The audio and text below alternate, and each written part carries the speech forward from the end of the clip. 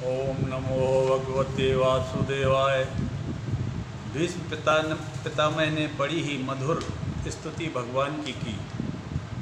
पितामह भीष्म कहते हैं, प्रभु इस देह यात्रा के समय से पूर्व बस एक ही इच्छा है कि अपनी बेटी का विवाह कर देता। भगवान बोले, शादी तो तुम्हारी हुई नहीं, फिर ये बेटी कहाँ से आ गई जिसकी चिंता तुम्हें पड़ी है। भीष्म पितामह कहते हैं, ये बुद्धि है, इसी को मैंने अपनी बेटी मान लिया है। और ये बेटी कोई ज़्यादा पढ़ी लिखी तो नहीं है। बाबा बोले, महाराज ऐसी बेटी आपको दुनिया में नहीं मिलेगी, क्योंकि इस बेटी में तृष्णा नहीं है। आज के सामाजिक जीवन में यदि देखा जाए तो किसकी बुद्धि ऐसी है जिसमें तृष्णा ना हो। सभी तृष्णा से बंधे रहते। कोई न कोई तृष्णा एक के बाद आदमी के अंदर प्रवेश करती है, उसको वो चाहता है। गोसाई जी लिखते हैं, सुत वित्त लोक ऐषणा तीनी, कही के मत ये की न मनी ली।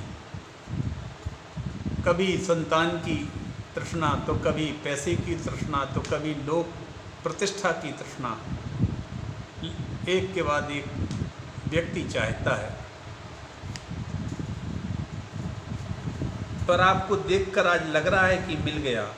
अब ये खोज मेरी समाप्त हो गई। आपके जैसे सुंदर वर को भी तो वधू की आवश्यकता रहती है।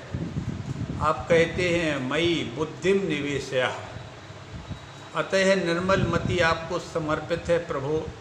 त्रिभुवन कमनी आपकी श्याम छटा पर पीत पीताम्बर ऐसा दमक रहा है, जैसे तमाल वृक्ष की श्याम छटा पर सूर्य की रश्मियाँ पड़ रही हों।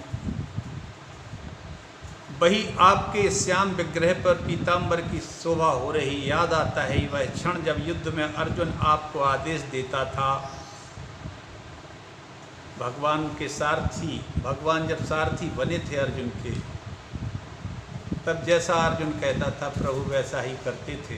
और इस तरह से अर्जुन ने कई बार भगवान को आदेश दिया, और भगवान है कि अपने भक्त के आदेश को मानते रहे। सेनायोरुभयोर मध्य रथम स्थापय में अच्युत, दोनों सेनाओं के बीच मेरे रथ को ले चलो। देखूं तो सही कि मुझसे युद्ध करने कौन कौन से लोग आए। तब भगवान घोड़े हाँकने लगे। जहां दोनों विशाल सेनाओं के बीच में रथ को खड़ा किया, भगवान बोले, अर्जुन देख लो, हम तो बीच में ही आकर खड़े हैं। अब तुम भी बीच में ही खड़े रहना, इधर उधर मत डगमगा जाना। पर जब अर्जुन ने देखा तो डगमगा गया, हाथ पांव उसके फूल गए। राम राम, जिनके चरण छूता था, जिनको गोदी में खेलता था, जिनकी उंगली पकड़कर चलता था, क्या मुझे इनसे ही युद्ध करना पड़ेगा? क्या इन्हें ही मारना पड़ेगा? अर्जुन का हृदय कांप था। सपदि सखी वचो निशम्य मध्य निज परियोर वलयो रथम निवेश्य स्थितवती पर सैनिकाय रक्षणार्थवती पार्थ सखे रतिर ममास्तु।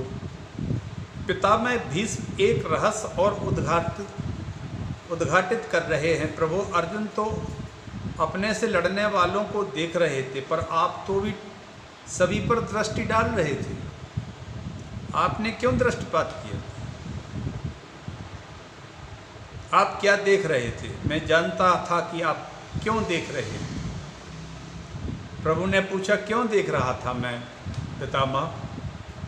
आप ही बताओ। भीष्म बाबा बोले, प्रभु, आपने समस्त कौरवों पर दृष्टि डालकर उनकी आयु का हरण कर लिया था। सभी कौरवों की आयु एक तरह से समाप्त कर दी थी। भगवान के नेत्रों में ही चमत्कार है कि जिस पर दृष्टि डाल दें किसी की भी आयु खींच लेते हैं, किसी को आयु दे देते हैं, किसी का पराक्रम छीन लेते हैं तो किसी को पराक्रम प्रदान कर देते हैं। काली दह में विषाक्त जल को गायों ने पी लिया तो भी छटपटाकर सब अचेत हो गईं। भगवान की ने दृष्टि डाली तो सभी गायों को खड़ा कर दिया। अघासुर के मुख में ब्रजवासी जब सब मूर्छित हो गए, मरणासन्न हो गए, दृष्टि डाली तो सबको पुनर्जीवित कर दिया। कंस के वध के बाद जितने यदुवंशी लौटकर अपने घर में आए, बेचारे निर्बल कमजोर कृशकाय हो गए। भगवान ने दृष्टि डाली और सभी तंदुरुस्त हो गए। पिबंतो अक्षयर मुकुंदस्य मुखाम्बुज सुधाम। गोविंद के मुख कमल की दिव्य आभा प्रभा को देखकर उस दिव्य सुधा का पान करके सब पहलवान हो गए। बताइए, किसी को बल पराक्रम और आयु दे रहे हैं तो किसी का बल पराक्रम और आयु को छीन रहे हैं। आंखों में सारे चमत्कार हैं, आंखों में चमत्कार होते ही हैं। आंखों से ऊर्जा का बड़ा भारी स्रोत बहता है, हाथों की उंगलियों से भी निकलता है।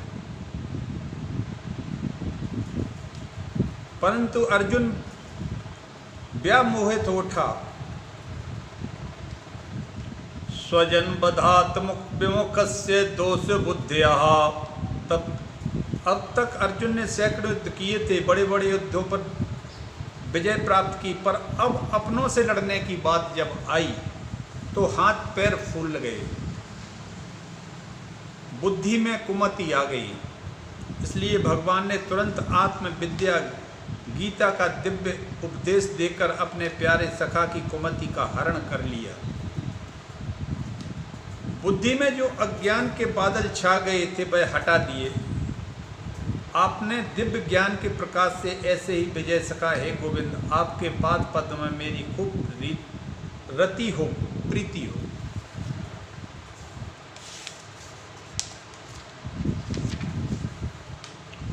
पितामह भीष्म वह घटना याद कर रहे हैं। प्रभु, वह भी दिन नहीं भूलूंगा जब मेरी प्रतिज्ञा और आपकी प्रतिज्ञा आपस में टकरा गई थी। आपका प्रण था कि मैं हथियार लूंगा नहीं, और मेरी प्रतिज्ञा थी कि मैं आपको हथियार लेने पर मजबूर कर दूंगा। महाभारत में अस्त्र धारण नहीं करूंगा, और मैंने प्रतिज्ञा कर डाली थी कि या तो अर्जुन का प्राण जाएगा या प्रभु का प्रण जाएगा। इस स्तर पर भीष्म पितामह ने प्रतिज्ञा की थी कि अब अर्जुन को तो भगवान मरने देंगे नहीं, चाहे भले ही अपना प्रण तोड़ दें। ऐसा भगवान का एक अपना विरध है कि अपने भक्त के प्रण को बचाने के लिए अपना प्रण तोड़ देते हैं। यही भीष्म कह रहे हैं। अब देखें दोनों में से क्या जाता है। तो अपने भक्त के प्राण रखने और इस भक्त के वचन को रखने के लिए आपने अपना ही प्रण छोड़ दिया। मैं जानता था प्रभु, जब जब भक्त और भगवान की प्रतिज्ञाएं यदि आपस में टकरा जाएं, तब तक भक्त के सामने भगवान ही अपनी प्रतिज्ञा को तोड़ देते। कभी कभी पिता पुत्र में बहस हो जाए तो पुत्र का संतोष रखने के लिए पिताजी कहते हैं, अच्छा तू जो कह रहा है वह ठीक है। बच्चों का मन रख देते हैं, प्रभु तीखे तीखे बाण मैंने चलाए। तो आप अपने रथ के पहिए को भी सुदर्शन चक्र बनाकर मुझे मारने के लिए दौड़ पड़े। धृत रथ चरणो अव्ययांचल गुर हरिर्यो। पृथ्वी कांप उठी, पीतांबर नीचे गिर गया। भगवान आपके लीला लाल लाल नेत्र क्रोध से भर गए। जब मुझे मारने को दौड़े वह छटा आज भी मेरी आंखों में बसी है। प्रभु ऐसे लग रहे थे जैसे किसी गजराज के मारने के लिए किसी सिंह ने आक्रमण कर दिया। क्रोध में भरा जैसे सिंह किसी गजराज पर झपट पड़ता है, ऐसे ही वह छटा आज भी मेरी आंखों में बसी है। पृथ्वी कांप उठी थी, पीताम्बर नीचे गिर गया था। इस पर एक भक्त बड़ी सुंदर भावना प्रकट करते हैं कि पृथ्वी इसलिए कांप गई कि इनका भरोसा नहीं, ये तो प्रतिज्ञा करते हैं और भूल जाते हैं। अरे महाभारत में अभी अभी प्रतिज्ञा की अस्त्र नहीं लूँगा और उठा लिया। फिर मुझे भी तो इन्होंने प्रतिज्ञा पूर्व वचन दिया था कि देवी घबराना मत, मैं आऊँगा, तेरा भार दूर करूँगा। इन्होंने वचन दिया कि मैं सुनकर निश्चिंत हो गई कि अब मेरा भार प्रभु निश्चित दूर करेंगे। इन्होंने मुझसे प्रतिज्ञा की है, पर जब ये देखा कि ये प्रतिज्ञा भूल भी जाते हैं तो पृथ्वी घबरा गई। मेरी तो बहुत प्रतिज्ञा है, कहीं उसे भी ना भूल जाए। इन्हें कैसे याद दिलाऊं कि मेरा भी एक प्रण याद है, या उसे भी भूल गए। पृथ्वी कांप गई। भगवान ने अपने उत्तरी को आदेश दिया कि जाओ, इसे समझाओ, ये बिल्कुल न घबराए, इसका प्रण मुझे याद है। अरे इसके लिए ही तो मैं यहाँ आया हूँ, मैं यहाँ पर हूँ। इसलिए पीताम्बर मानो उछल पड़ा प्रभु के आदेश पर और भूदेवी को समझाने के लिए कि देवी घबराना मत, ये तो प्रभु भक्तों के बीच में लीला चल रही है, तेरा प्रण भूलने वाला नहीं हूँ।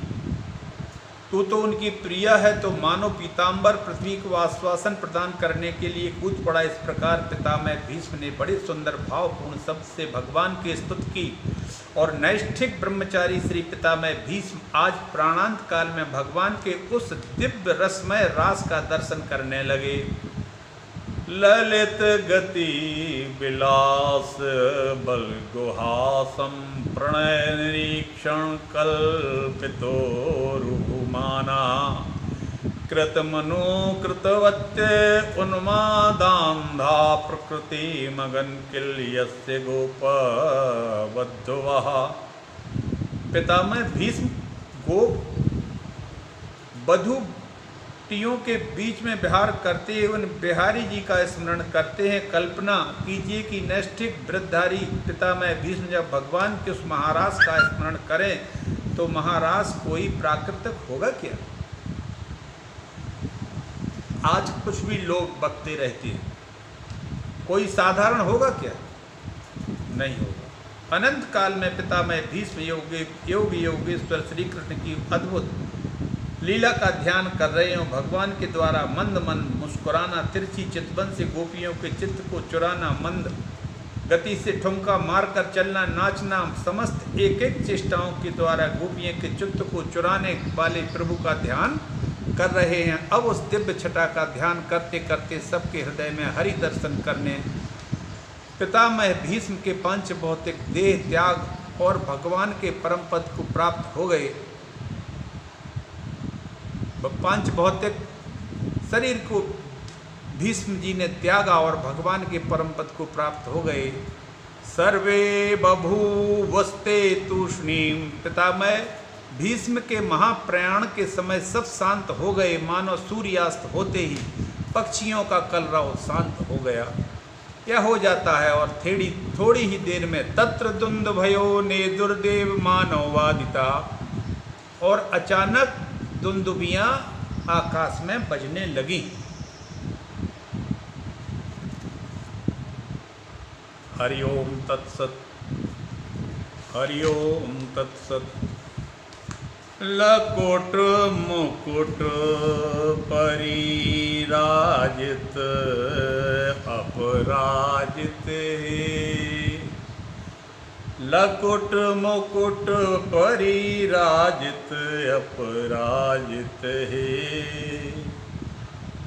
भ्राजित शिखर शिखंड जय जय श्री कृष्ण हरे, जय जय श्री कृष्ण हरे, जय जय श्री कृष्ण हरे, जय जय श्री कृष्ण हरे। इसी के साथ वाणी को विराम देता हूँ। समस्त संसार के हृदय में बैठे उन भगवान श्री हरि के चरणों में मेरा प्रणाम। हरिओम तत्सत।